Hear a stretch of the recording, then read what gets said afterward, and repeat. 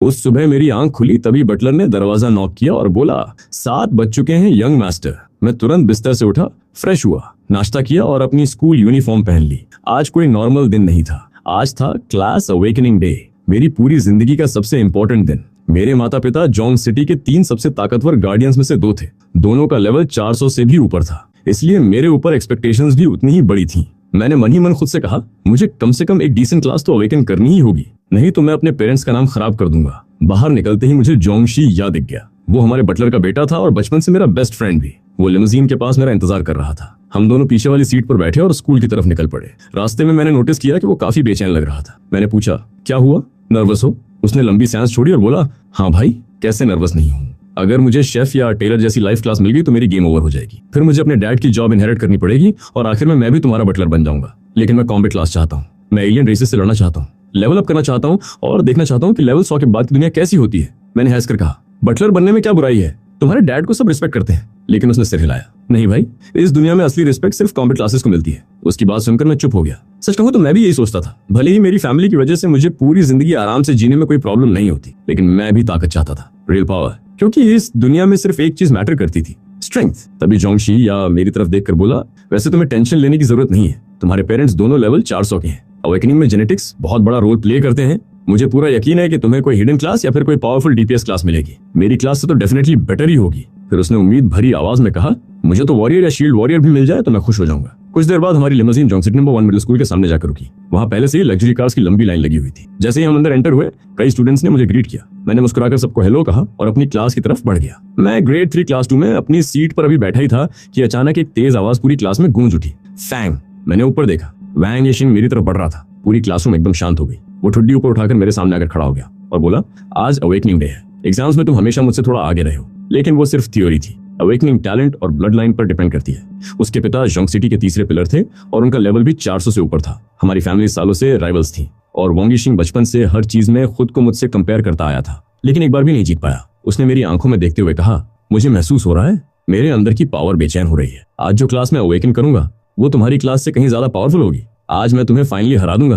मैं आराम से अपनी सीट पर बैठा रहा और बोला, वैंग यीशिंग, तुम पहले कभी मुझे नहीं हरा पाए और आगे भी नहीं हरा पाओगे। मैंने ये बात ऐसे कही जैसे कोई सिंपल फैक्ट बता रहा हूँ, लेकिन उसकी शक्ल तुरंत लाल पड़ गई। उसने दांत भींचे और बोला, इतना ओवर कॉन्फिडेंट मत बनो, आज सब पता चल जाएगा। फिर वो गुस्से में अपनी सीट पर जाकर बैठ गया। कुर्सी इतनी जोर से खिसकी कि पूरी क्लास ने आवाज सुनी। जंगसाओ मेरी तरफ झुककर फुसफुसाया, भाई ये तो डोमिनेंस था। मैं हंस पड़ा, मैंने सिर्फ सच बोला है। उसके बाद पूरी क्लास में डिस्कशन शुरू हो गया। सब लोग ये गेस कर रहे थे कि मेरे और वैंग यीशिंग में से किसे स्ट्रॉन्गर क्लास मिलेगी। कुछ मेज की बात कर रहे थे, कुछ असैसिन की, लेकिन एक बात सबकी कॉमन थी, कोई भी लाइफ क्लास नहीं चाहता था, क्योंकि अगर किसी को गार्डनर, कुक या ऐसी कोई क्लास मिल जाती तो उसकी जिंदगी लगभग तय हो जाती। यही दिन था जो लोगों को ऊपर या नीचे फेंक देता था। गुड क्लास मिली तो राइज करो, बैड क्लास मिली तो जिंदगी भर बॉटम पर रहो। ठीक 8 बजे हमारे टीचर ओल्ड जॉन क्लास में आए और बोले, सब लोग जिम्नाजियम की तरफ चलो। हम सब एक साथ वहां पहुंचे। पूरा हॉल स्टूडेंट से भरा हुआ था। सीनियर ईयर के 1000 से ज्यादा स्टूडेंट्स मौजूद थे। प्रिंसिपल ने ज्यादा स्पीचेस नहीं दी और सीधे अवेकनिंग सेरेमनी शुरू कर दी। स्टूडेंट्स को 10-10 के ग्रुप्स में पीछे बने अवेकनिंग रूम्स में भेजा जाने लगा। जब जंगसाओ की बारी आई तो वो काफी टेंस हो गया। उसने मेरी तरफ देखा और बोला, मैं जा रहा हूँ भाई। मैंने मुस्कुराकर कहा, गुड लक। तभी वैंग यीशिंग मेरे पास से गुजरा और बोला, बस देखते रहना, आज मैं सबको दिखा दूंगा कि असली जीनियस किसे कहते हैं। मैंने कोई जवाब नहीं दिया। मेरी नजर रूम 3 के दरवाजे पर थी, जहां जंगसाओ गया था। मुझे उसकी चिंता हो रही थी क्योंकि वो काफी इमोशनल था। अगर उसे कोई यूजलेस क्लास मिल गई तो वो टूट जाएगा। कुछ मिनट बाद अचानक रूम 3 का दरवाजा खुला और जंगसाओ बाहर दौड़ता हुआ निकला। उसकी पीठ पर तीरों से भरा क्वीवर था और हाथ में एक लंबा वुडन बो। वो खुशी से उछल रहा था, ब्रदर फैंग, मुझे मार्क्समैन क्लास मिली है। पूरा जिम्नेजियम शोर से भर गया। लोग कहने लगे कि मार्क्समैन एक powerful long range combat class है और डंजन्स में इसकी डिमांड बहुत ज्यादा होती है। जंगसाओ भागकर मेरे पास आया और अपना बो दिखाने लगा। देखो भाई, मेरे पास बो है, मैं कॉम्बैट क्लास हूँ। उसकी आंखों में खुशी साफ दिख रही थी। मैंने मुस्कुराकर कहा, कांग्रेचुलेशंस, मुझे तुम्हारे लिए सच में खुशी है। तभी अचानक बियोम पूरे जिम्नाजियम में बिजली गरजने जैसी आवाज गूंज उठी। जमीन तक हिल गई। सब लोगों ने ऊपर देखा। रूम 5 के ऊपर आसमान में एक काला बादल बन गया था, जिसके अंदर बैंगनी रंग की लाइटनिंग चमक रही थी। भीड़ में हड़कंप मच गया। स्पेशल फिनोमेनन, हिडन क्लास, कोई रेयर अवेकनिंग हुई है। लोग चिल्लाने लगे। ऐसी घटनाएं सिर्फ बेहद पावरफुल हिडन क्लासेस के समय होती थी। अगले ही पल बिजली नीचे गिरी और रूम 5 का दरवाजा खुल गया। वैंग यीशिंग धीरे धीरे बाहर निकला। उसके बाल खड़े थे। नीली बिजली उसके पूरे शरीर के चारों तरफ घूम रही थी और उसके हाथ में एक गहरी नीली लॉन्ग स्वॉर्ड थी, जिस पर लाइटनिंग नाच रही थी। वो बेहद एरोगेंट एक्सप्रेशन के साथ सबकी शॉक नजरों का मजा ले रहा था। फिर वो सीधे मेरी तरफ आया। उसके शरीर के चारों तरफ अभी भी बिजली क्रैकल कर रही थी। उसने अपनी थंडर स्वॉर्ड उठाई और बोला, देख रहे हो, यह है मेरी क्लास, थंडर स्वॉर्ड्समैन। उसकी आवाज गर्व से भरी हुई थी। इस क्लास के अटैक्स में लाइटनिंग डैमेज और पैरालिसिस इफेक्ट दोनों है। मेरे डैड सिर्फ एक नॉर्मल स्वॉर्ड्समैन थे, लेकिन मैं शुरुआत ही इस रेयर क्लास से कर रहा हूँ। मैं उनसे भी ज्यादा पावरफुल बनूंगा। फिर उसने मेरी तरफ देखकर पूछा, अब बताओ, तुम्हारे पास क्या है जो मेरी बराबरी कर सके? मैंने बस सिर हिलाया और शांत आवाज में कहा, कांग्रेचुलेशंस। मेरी रिएक्शन देखकर उसके चेहरे पर फ्रस्ट्रेशन साफ दिखाई देने लगी। शायद वो चाहता था कि मैं शॉक्ड हो जाऊं, लेकिन ऐसा नहीं हुआ। इससे पहले कि वो कुछ और कहता, प्रिंसिपल की आवाज पूरे हॉल में गूंज उठी। Next group. इस बार मेरी बारी थी। मैं वांग यीशिंग के पास से गुजरता हुआ अवेकनिंग रूम की तरफ बढ़ गया। आखिरकार मैं रूम 10 के अंदर एंटर हुआ। कमरा छोटा था, अंधेरा था और उसकी दीवारें काले धातु से बनी हुई थी। कमरे के बीचों बीच एक पत्थर का पेडेस्टल रखा, उसके ऊपर एक क्रिस्टल बॉल चमक रही थी। मैंने धीरे से अपना हाथ उस क्रिस्टल बॉल पर रखा। कुछ सेकंड तक कुछ नहीं हुआ। फिर अचानक डिंग, मेरे दिमाग में एक साफ आवाज गूंज उठी और उसी पल मेरे सामने एक पैनल खुल गया। मेरे सामने खुला हुआ पैनल चमक उठा। मैंने तुरंत अपनी नई क्लास की जानकारी देखी और अगले ही पल मेरी आंखें थोड़ी सिकुड़ गईं। क्लास का नाम था स्मॉल टाइकून, लेवल 1। चारों एट्रीब्यूट्स सिर्फ 10-10 थे, बिल्कुल एवरेज। स्किल भी कुछ खास नहीं लग रही थी। उसका नाम था मनी स्मैश। इफेक्ट यह था कि एक गोल्ड कॉइन खर्च करके मैं अपनी स्ट्रेंथ के 3 गुना डैमेज दे सकता था। मैंने पैनल को देखते हुए भौहें चढ़ा ली। ये क्या है? इतनी बड़ी उम्मीदों के बाद मुझे ये ट्रैश क्लास मिली है। लेकिन तभी मेरी नजर नीचे टैलेंट सेक्शन पर गई और अगले ही पल मेरा दिल तेजी से धड़कने लगा। टैलेंट का नाम था money conquers all. Talent temporary था, सिर्फ 5 मिनट के लिए एक्टिव रहने वाला, लेकिन उसका इफेक्ट देखकर मेरी सांसें तक रुक गई। मैं रियल मनी को गोल्ड कॉइन्स में कन्वर्ट कर सकता था। रेशियो था 100 रियल करेंसी बराबर एक गोल्ड कॉइन, और उन गोल्ड कॉइन्स को खर्च करके मैं अपनी क्लास पोटेंशियल अपग्रेड कर सकता था। मैंने नीचे टाइमर देखा, 4 मिनट 59 सेकंड। टैलेंट एक्टिवेट हो चुका था। मेरे पास सोचने का समय नहीं था। मैंने तुरंत अपनी बैंक ऐप खोली, अकाउंट बैलेंस देखा और बिना एक सेकंड गंवाए 20 लाख कन्वर्ट कर दिए। अगले ही पल मेरे पैनल पर 20,000 गोल्ड कॉइन्स दिखाई देने लगे। मैंने तुरंत अपग्रेड बटन दबाया। 100 गोल्ड कॉइन्स गायब हो गए। अचानक गर्म ऊर्जा मेरे पूरे शरीर में दौड़ गई। मेरी क्लास बदल गई। स्मॉल टाइकून बन गया। मेरे सारे एट्रीब्यूट्स 5-5 बढ़ गए और मनी स्मैश अब स्ट्रेंथ के 5 गुना डैमेज देने लगा। लेकिन मैं रुका नहीं। अगला अपग्रेड 1000 गोल्ड कॉइन्स मांग रहा था। मैंने फिर अपग्रेड कर दिया। इस बार मेरी क्लास ग्रेट वेल्थी मैन बन गई। एट्रीब्यूट्स फिर बढ़ गए, स्किल और मजबूत हो गई। अब अगला अपग्रेड 10,000 गोल्ड कॉइन्स का था। मैंने दांत भींचे और कॉन्फर्म कर दिया। बियोम, मेरे शरीर के अंदर से ताकत का एक नया विस्फोट हुआ। क्लास एडवांस होकर फाइनेंशियल मैग्नेट बन गई। मुझे ऐसा लगा जैसे नसों में बिजली दौड़ रही हो। लेकिन जब मैंने अगला अपग्रेड रिक्वायरमेंट देखा तो मेरी सांस अटक गई। 1 लाख गोल्ड कॉइन्स, यानी रियल मनी में 1 करोड़। मैंने बैलेंस देखा, मेरे पास सिर्फ 8,900 गोल्ड कॉइन्स बचे थे। बिल्कुल काफी नहीं थे। टाइमर अब 3 मिनट 28 सेकंड दिखा रहा था। मैंने मुट्ठियां भींच ली। नहीं, मैं यहाँ नहीं रुक सकता। ये मेरी जिंदगी का सबसे बड़ा मौका था। अगर मैंने इसे खो दिया तो शायद फिर कभी ऐसा चांस नहीं मिलेगा। मैंने तुरंत अपना फोन निकाला और डैड को कॉल लगा दिया। कॉल कनेक्ट होते ही मैंने जल्दी जल्दी कहा, डैड, मैं अवेकनिंग के बीच में हूँ। मुझे तुरंत बहुत सारे पैसे चाहिए। जितने भेज सकते हो भेजो, और जल्दी भेजो। मेरे पास सिर्फ 3 मिनट है। मेरे डैड ने एक भी सवाल नहीं पूछा, बस बोले ओके, और कॉल कट गया। मैं घड़ी की तरह घटते टाइमर को घूरता रहा। 3 मिनट, 2 मिनट, 1.5 मिनट, 1 मिनट, और तभी डिंग, बैंक नोटिफिकेशन। मैंने मैसेज खोला और अगले ही पल मेरी आंखें फैल गईं। डैड ने 150 बिलियन ट्रांसफर किए थे। मैं कुछ सेकंड तक स्क्रीन को घूरता रह गया, फिर तुरंत होश में आया। बिना देर किए मैंने पूरी अमाउंट कन्वर्ट कर दी। अगले ही पल मेरे पैनल पर 15 बिलियन गोल्ड कॉइन्स दिखाई देने लगे। मैं पागलों की तरह अपग्रेड पर अपग्रेड करता चला गया। 1 लाख गोल्ड कॉइन्स, फिर 10 लाख, फिर 1 करोड़, फिर 10 करोड़, फिर 100 करोड़, और आखिर में 1 बिलियन गोल्ड कॉइन्स। हर अपग्रेड के साथ मेरी क्लास लगातार इवॉल्व होती रही। मेरा शरीर पहले से ज्यादा शक्तिशाली होता गया। ऐसा लग रहा था जैसे मेरी हर सेल दोबारा जन्म ले रही हो। आखिरकार 5 मिनट पूरे हो गए। टैलेंट धीरे धीरे गायब होने लगा। चमक फीकी पड़ गई और तब मैंने अपनी फाइनल क्लास देखी। God of wealth, unique class, level 1। लेकिन सबसे पागल बात यह थी कि मेरे चारों एट्रीब्यूट्स, स्ट्रेंथ, एजिलिटी, वाइटलिटी और स्पिरिट, सभी 1000 थे। मैं कुछ सेकंड तक पैनल को घूरता रह गया। 1000 लेवल 1 पर। इसके अलावा मेरे पास 388 मिलियन गोल्ड कॉइन्स भी बचे हुए थे। मेरी पहली स्किल थी मनी टॉक्स। मैं गोल्ड कॉइन्स खर्च करके ट्रू डैमेज दे सकता था। दूसरी स्किल थी मनी मेक्स द डेविल मिल। मैं अपने जैसे एट्रीब्यूट्स वाले 10 मनी गोस्ट समन कर सकता था। मैंने गहरी सांस ली। ये ब्रोकन है। उसी समय बाहर जिम्नेजियम में 4 मिनट गुजर चुके थे। अवेकनिंग रूम से कोई फिनोमेनन नहीं निकला था, इसलिए लोग बातें करने लगे थे। वांग यी चेंग हाथ बांध कर खड़ा था। उसने ताना मारते हुए कहा, लगता है चाहे पेरेंट्स कितने भी स्ट्रांग हो, बेटा ऑर्डिनरी ही निकला। आसपास के कई स्टूडेंट्स भी फुसफुसा रहे थे, लेकिन अगले ही पल BOOOOOM रूम 10 से इतनी तेज गोल्डन लाइट फूटी कि पूरा जिम्नेजियम चमक उठा। गोल्डन बीम सीधा छत को चीरते हुए आसमान में चली गई। ऊपर बादलों के बीच एक विशाल एंशिएंट कॉइन का फैंटम बन गया। पूरा आसमान सुनहरे रंग में रंग गया। हर स्टूडेंट की आंखें फटी रह गईं। वांग यीचेंग का थंडर फेनोमेनन उसके सामने बच्चों का खेल लग रहा था। तभी रूम का दरवाजा खुला और मैं बाहर निकल आया। पूरा हॉल मुझे घूर रहा था। वांग यीचेंग तेजी से मेरे सामने आ गया। उसकी आवाज में घबराहट थी। तुमने कौन सी क्लास अवेकन की? मैंने उसकी तरफ देखा और शांत स्वर में कहा, सीक्रेट। उसका चेहरा तुरंत बिगड़ गया, लेकिन मैं उसे इग्नोर करके आगे बढ़ गया। तभी जियांग शाओ दौड़ता हुआ आया और मुझे गले लगा लिया। भाई, वो गोल्डन कॉइन तो क्रेजी था। तुम्हारा फेनोमेनन वांग यीचेंग वाले से कई गुना बड़ा था। बाकी क्लासमेट्स भी इकट्ठा हो गए। यंग मास्टर लियू, फ्यूचर में हमें कैरी करना बॉस, हमें मत भूलना। मैं बस मुस्कुराता रहा और सबको थैंक्स कहा। थोड़ी देर बाद मैं एक कोने में गया और डैड को कॉल लगाया। कोई जवाब नहीं। फिर मॉम को कॉल किया, फिर भी कोई जवाब नहीं। मैंने कुछ और बार ट्राई किया, लेकिन किसी ने पिक नहीं किया। शायद वे किसी मिशन पर थे।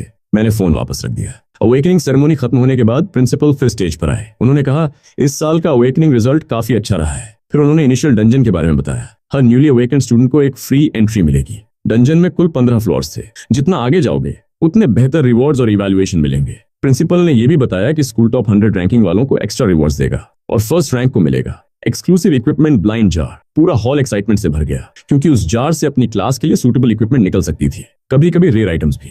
मेरी आंखें चमक उठी। मुझे वो जार चाहिए था क्योंकि मेरी क्लास नॉर्मल वेपन्स या आर्मर यूज नहीं कर सकती थी।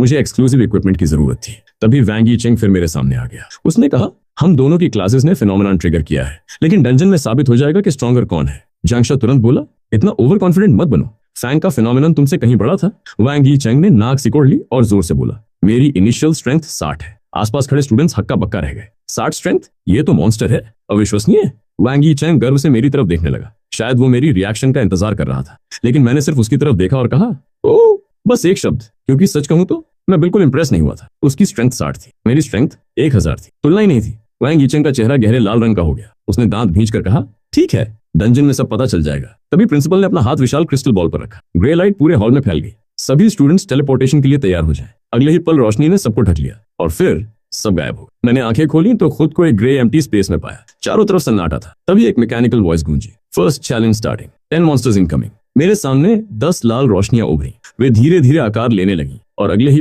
पल 10 विशाल टस्क्ड बॉस दिखाई दिए। मैंने बिना एक सेकंड गंवाए अपनी स्किल एक्टिवेट कर दी। 1 लाख गोल्ड कॉइन्स खर्च हुए। मनी मेक्स द डेविल मिल डिओम।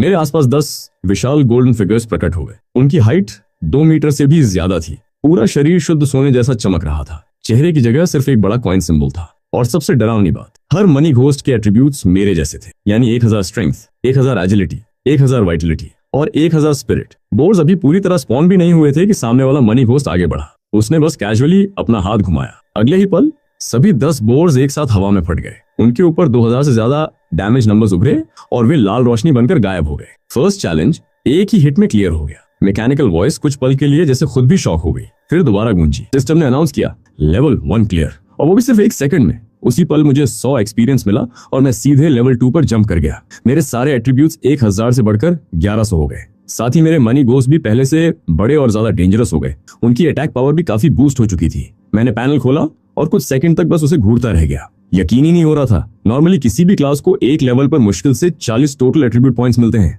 यहाँ तक कि वैंग यीचेंग जैसी हिडन क्लास को भी शायद 100 पॉइंट्स के आसपास ही मिलते होंगे, लेकिन मुझे मिले पूरे 400। और जैसे जैसे मेरा लेवल बढ़ने वाला था, ये गैप और भी इंसेन होने वाला था। मैं वहीं खड़ा हल्का सा मुस्कुराया। सच कहूं तो मैं अब बहुत ज्यादा ओवरपावर्ड हो चुका था। तभी मुझे इस क्लास की असली पावर समझ आई। जितना मैं स्ट्रांग बनता, उतने ही स्ट्रांग मेरे मनी घोस्ट बनते। जितने स्ट्रांग वो होते, उतनी तेजी से मॉन्स्टर्स वाइप करते। जितनी तेजी से मॉन्स्टर्स क्लियर होते, उतनी तेजी से मेरा लेवल बढ़ता। और जितनी तेजी से लेवल बढ़ता, उतना मैं और स्ट्रांग हो जाता। ये एक ऐसा परफेक्ट लूप था जिसका कोई एंड ही नहीं था। मैंने अपने आसपास खड़ी 10 गोल्डन फिगर्स को देखा और हंस पड़ा। आ जाओ, जितना तूफान लाना है ले आओ। उधर स्टेडियम के बाहर जायंट स्क्रीन पर मेरा लेवल अचानक 1 से 2 हो गया। सबसे पहले टीचर्स की नजर वहां गई। फिर उन्होंने देखा कि मैंने पहला लेवल सिर्फ 1 सेकंड में क्लियर कर दिया है। सबने तुरंत बोलना शुरू कर दिया कि ये कोई बग होगा, लेकिन वो अपनी डिबेट पूरी भी नहीं कर पाए थे कि स्क्रीन पर मेरा लेवल पागलों की तरह फ्लैश होने लगा। 2, फिर 5, फिर 8, फिर 10। पूरा स्टेडियम एकदम साइलेंट हो गया। टीचर्स की आंखें फटी की फटी रह गईं। सबके मुंह खुले रह गए। ओल्ड जियांग रेलिंग पकड़कर कांप रहे थे।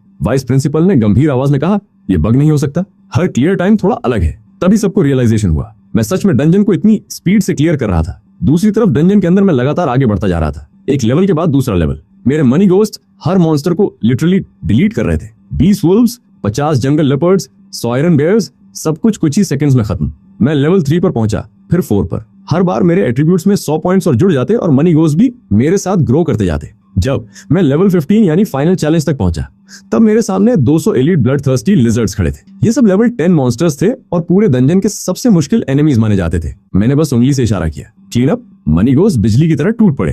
पूरे 200 मॉन्स्टर्स सिर्फ 3 सेकंड्स में गायब। मुझे सीधे 30,000 एक्सपीरियंस मिला और मैं लेवल 5 पर पहुंच गया। मेरे एट्रीब्यूट्स बढ़कर 1400 हो चुके थे। नॉर्मली यहाँ डंजन खत्म हो जाना चाहिए था और टेलीपोर्टेशन की व्हाइट लाइट आनी चाहिए थी, लेकिन इस बार कुछ नहीं हुआ। आसमान अचानक ग्रे से ब्लड रेड हो गया। टेम्परेचर तेजी से गिरने लगा और हवा में खून जैसी स्मेल भर गई।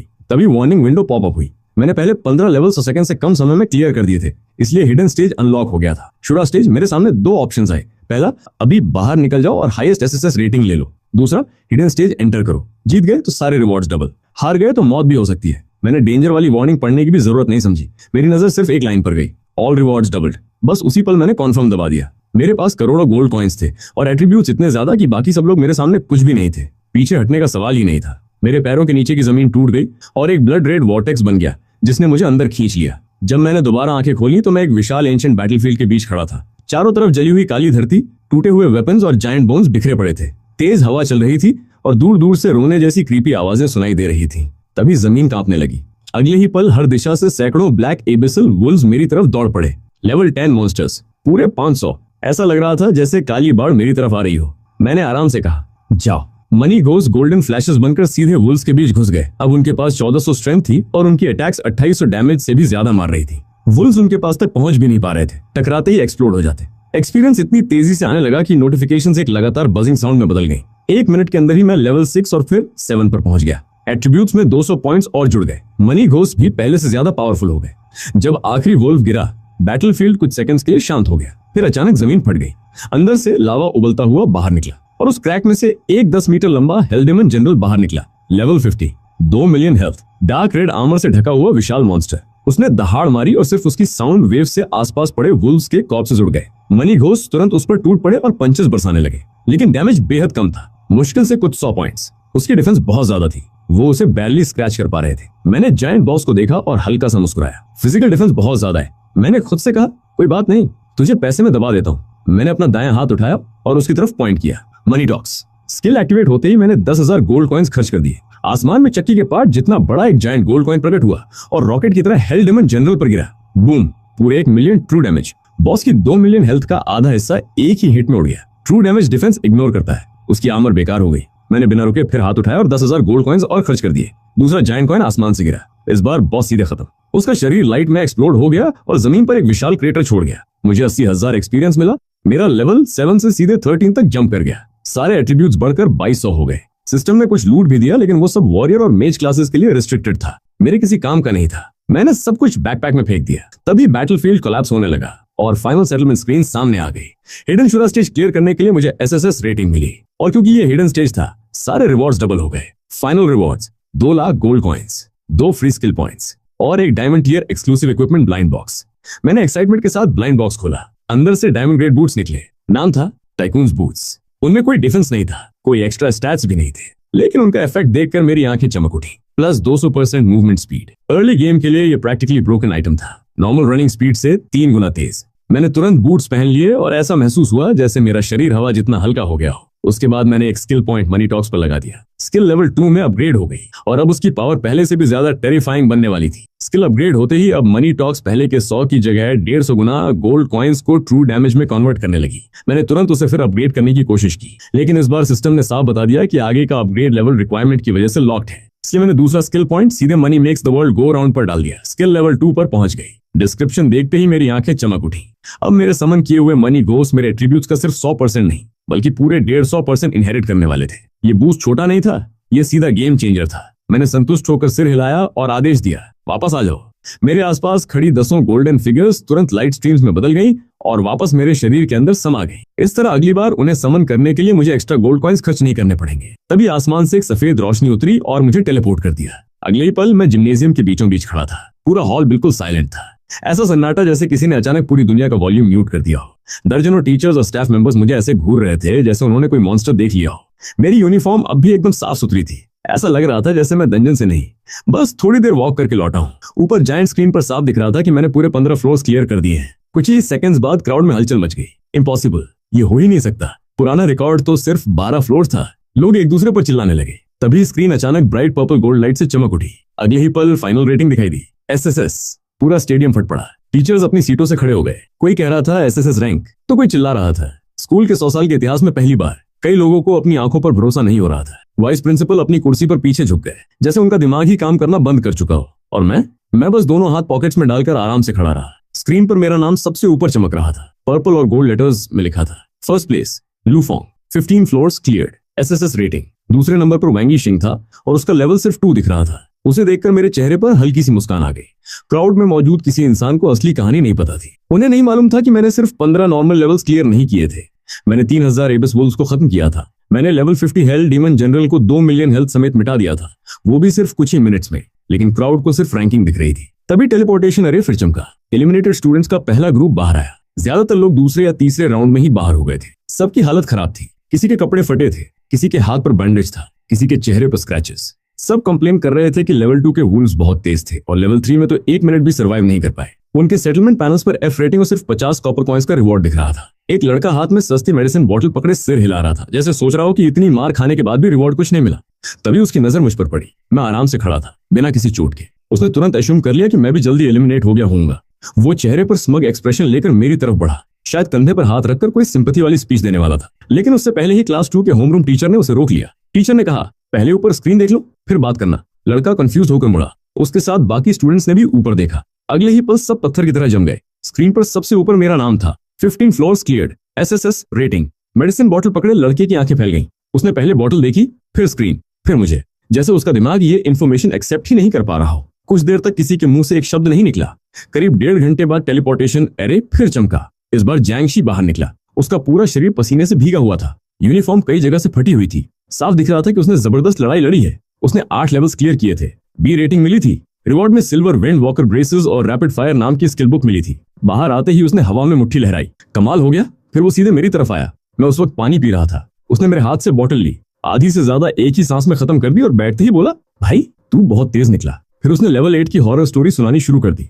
बोला कि वहां 100 आयरन स्किन बेयर्स थे और उन्हें खत्म करते करते उसके हाथ जवाब दे गए। थोड़ी देर बाद उसने मुझे देखा और पूछा, वैसे तू कितने फ्लोर्स तक गया? उसने अंदाजा लगाया कि मैं साफ सुथरा हूँ तो शायद ए रेटिंग लेकर निकला होऊंगा। मैंने आराम से जवाब दिया, सब क्लियर कर दिए। अगले ही पल उसने मुंह में भरा पानी सीधे बाहर उगल दिया। वो जोर जोर से खांसने लगा। क्या?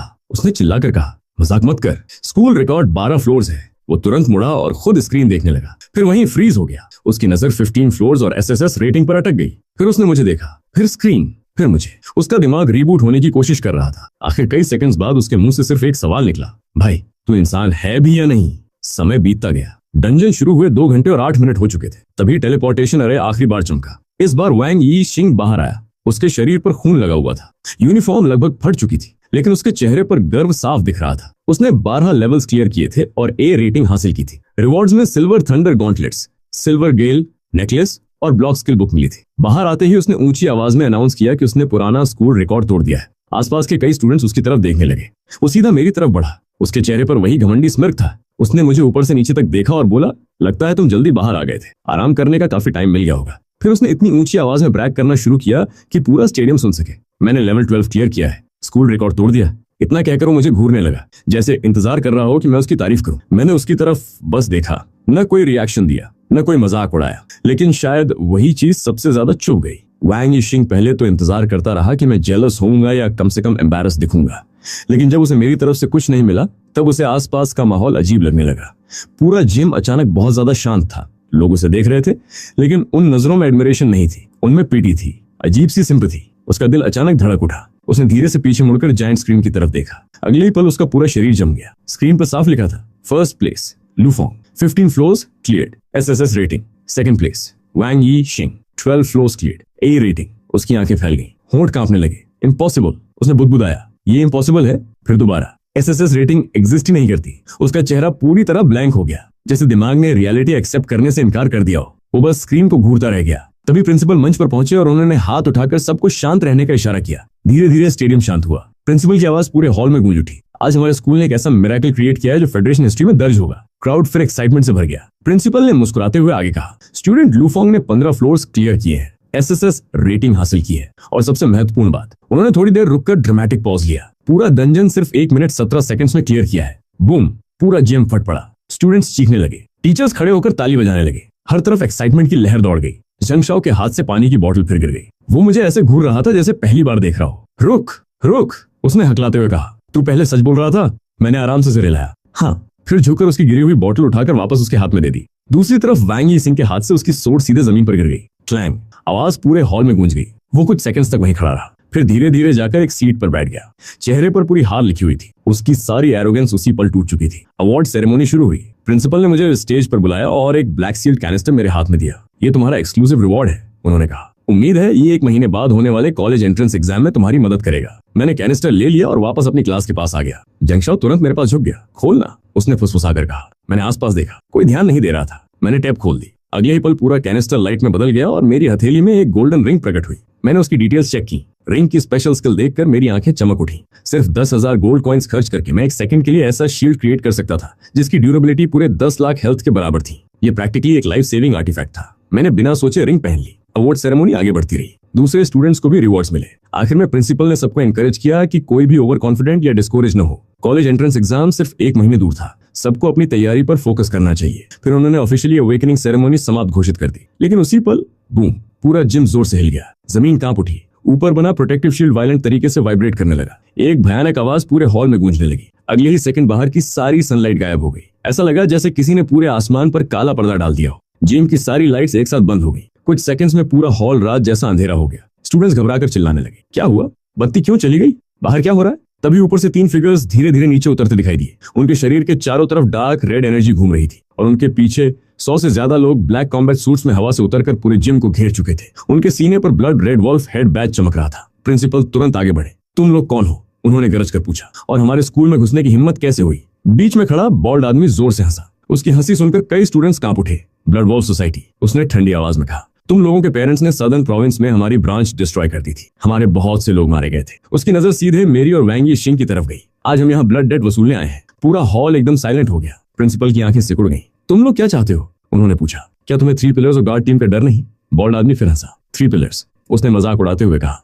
वो सब एबिस रिफ्ट के रायट से संभालने गए हुए हैं। उसने आसमान की तरफ इशारा किया और हमने डार्क नाइट कैनोपी एक्टिवेट कर दिया है। इस बैरियर के अंदर से कोई सिग्नल बाहर नहीं जा सकता। बाहर वाला कोई इंसान यहाँ की आवाज नहीं सुन सकता, चाहे हम यहाँ सबको मार दें। प्रिंसिपल ने तुरंत इमरजेंसी कम्युनिकेटर निकाला। No signal. वाइस प्रिंसिपल ने भी कोशिश की। Same result. दोनों के चेहरे बदल गए। अगले ही पल प्रिंसिपल और वाइस प्रिंसिपल ने पूरी ताकत से बैरियर पर हमला कर दी। वाइस प्रिंसिपल की जायंट फ्लेमिंग एक्स आसमान तक पहुंच गई। प्रिंसिपल ने विशाल होली लाइट अवतार समन कर लिया। लेकिन जैसे ही उनके अटैक्स बैरियर से टकराए, बूम, दोनों सीधे पीछे उड़ गए। उन्होंने खून उगल दिया और स्टेज पर गिर पड़े। क्राउड में चीखें गूंज उठी। बॉल्ड आदमी ने मुस्कुराकर कहा, खेल खत्म। उसने हाथ उठाया। ल्यूफोंग और वांग यिशिंग को छोड़कर बाकी सबको मार दो। अगले ही पल कैओस शुरू हो गया। 100 से ज्यादा अटैकर्स एक साथ मूव हुए। विंड ब्लेड्स, फायरबॉल्स, शैडो एरोज, हर दिशा से अटैक्स बरसने लगे। स्टूडेंट्स पैनिक में भागने लगे। टीचर्स तुरंत सामने आ गए। अर्थ वॉल्स खड़ी हुई। वाटर कर्टन्स बनी। होली लाइट शील्ड्स चमक उठी। लेकिन एक्सप्लोजन्स लगातार डिफेंसेस को तोड़ रहे थे। टेबल्स और चेयर्स हवा में उड़ रहे थे। प्रिंसिपल खून उगलते हुए दोबारा खड़े हुए। स्टूडेंट्स को बचाओ, उन्होंने दहाड़ लगाई, किसी भी कीमत पर। फिर वो खुद लाइट बीम बनकर बॉल्ड लीडर पर टूट पड़े।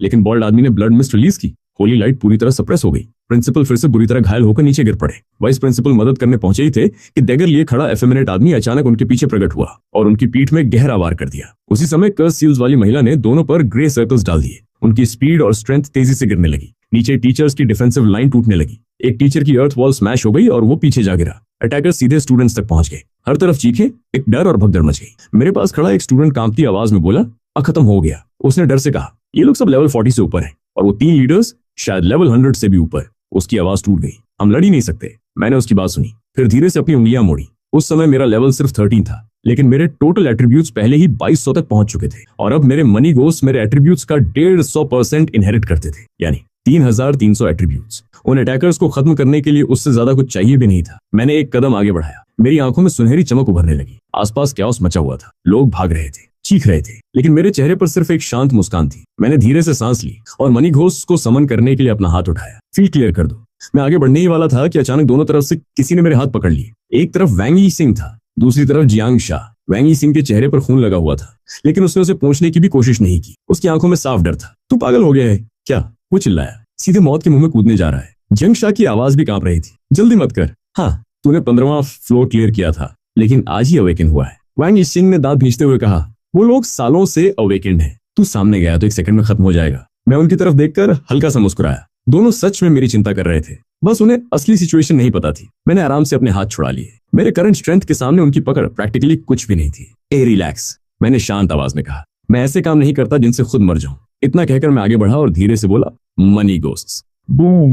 मेरे पीछे सुनहरी रोशनी फूट पड़ी। अगले ही पल 10 विशाल फिगर्स प्रकट हो गए। हर एक 3 मीटर से भी ज्यादा लंबा था। डार्क गोल्ड बॉडी, चौड़े कंधे और चेहरे की जगह एक विशाल कॉपर कॉइन सिंबल। उनकी प्रेजेंस इतनी भारी थी कि आसपास खड़े स्टूडेंट्स घबरा गए। कई लोग पीछे हटने लगे। उन्हें लगा शायद दुश्मन ने कोई नया मॉन्स्टर समन कर दिया है। मैंने उंगली उठाकर ब्लड वॉल्फ सोसाइटी की तरफ इशारा किया। सिर्फ एक शब्द बोला, किल। अगले ही पल 10 मनी घोस्ट मिसाइल की तरह आगे बढ़े। कोई हेजिटेशन नहीं, कोई फियर नहीं। एक घोस्ट ने आते हुए विंड ब्लेड को हाथ से पकड़कर क्रश कर दिया। दूसरे ने सामने खड़े अटैकर के सीने में पंच मारा। उसके 3300 एट्रीब्यूट्स के सामने दुश्मन का शरीर कागज की तरह उड़ गया और दीवार में जाकर धंस गया। तीसरे ने 2 अटैकर्स को गर्दन से पकड़कर आपस में दे मारा। हर तरफ कैओस फैल गया। ब्लड वॉल्फ सोसाइटी की फ्रंट लाइन लिटरली टूटने लगी। मनी घोस्ट स्किल्स की परवाह ही नहीं कर रहे थे। फायरबॉल्स उन पर गिर रहे थे, शैडो एरोज लग रहे थे, लेकिन उनकी गोल्ड बॉडीज बैरली हिल रही थी। कुछ ही मोमेंट्स में पूरा बैटलफील्ड पलटने लगा। जो टीचर्स अभी तक मुश्किल से सर्वाइव कर रहे थे, उन्होंने अचानक ब्रीदिंग स्पेस पा ली। सभी टीचर्स की नजर मनी घोस्ट्स पर गई, फिर उनकी नजर मुझ पर आकर रुक गई।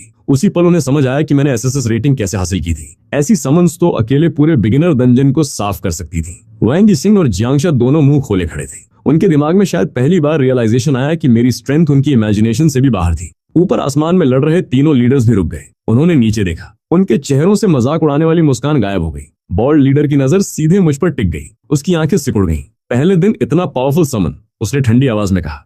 अगर इस लड़के को जिंदा छोड़ दिया तो ब्लड वुल्फ सोसाइटी का फ्यूचर खत्म हो जाएगा। एफेमिनेट असैसिन और कर्स्ड विच दोनों ने सिर हिलाया। इसे अभी मरना होगा। मैं भी जानता था कि असली खतरा नीचे नहीं, ऊपर था। ग्राउंड वाले फाइटर्स तो मनी घोस्ट संभाल लेंगे, लेकिन अगर वो 3 लेवल 100+ लीडर्स फ्री हो गए तो पूरी सिचुएशन पलट सकती थी। प्रिंसिपल और वाइस प्रिंसिपल पहले ही खून से लथपथ थे, मुश्किल से खड़े थे। मैंने ऊपर देखकर चिल्लाया, बस 1 सेकंड। सबकी नजर मेरी तरफ घूम गई। उनमें से किसी एक को सिर्फ 1 सेकंड रोक लो। प्रिंसिपल हैरान रह गए। क्या?